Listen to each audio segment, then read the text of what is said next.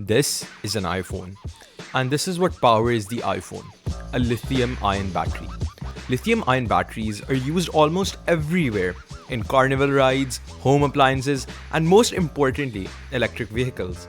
These batteries operate in electric vehicles based on the movement of lithium ions between electrodes, allowing for the storage and discharge of electrical energy.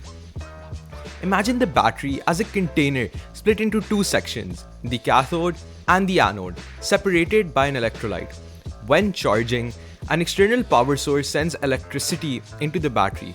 This forces the lithium ions from the positive electrode, known as the cathode, through the electrolyte and onto the negative electrode, the anode, where they are stored.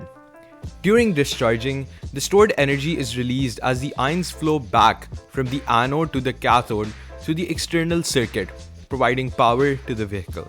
But these batteries have one big problem: degradation.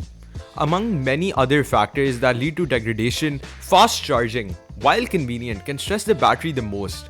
When you use rapid chargers, a large amount of energy is quickly transferred to the battery, generating heat and potentially causing lithium plating on the battery's electrodes.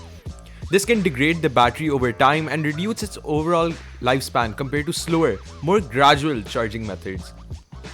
Other factors, such as extreme weather conditions, also contribute to the battery's degradation.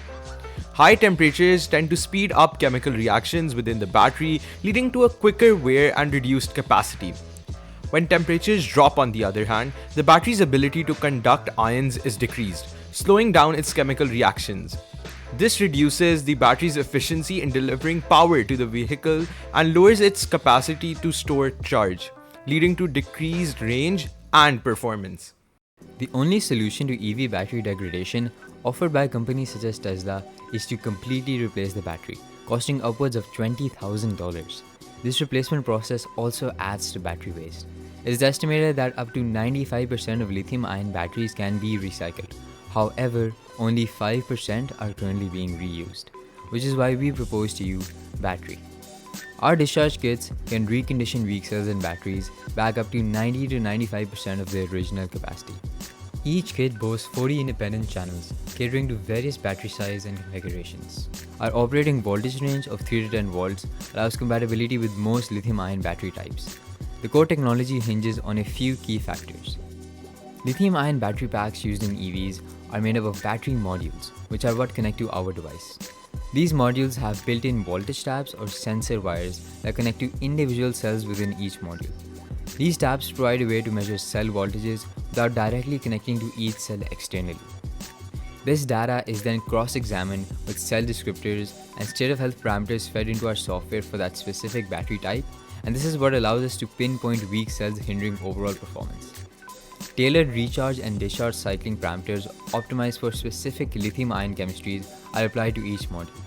These cycles balance charge distribution and revitalize weak cells, restoring lost capacity up to 95%. 40-channel configuration enables the simultaneous processing of multiple modules, significantly reducing labor time to just 90 minutes per kit. The cycling parameters, charge and discharge times, as well as data on each module and cell's capacity are controlled and shown using our proprietary software. The software is most ideally used on computers or laptops that can be connected to the kits using a USB-C connection located on the side panels. A digital screen located on the front panel also provides real-time updates on reconditioning status and battery health.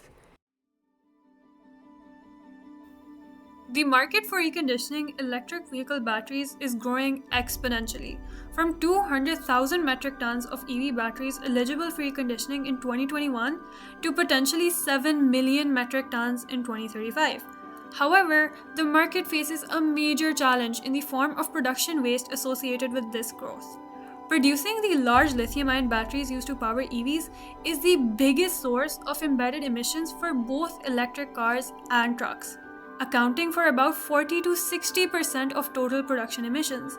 In other words, making batteries can generate as much emissions as producing all the other materials that go into making an EV, or even more.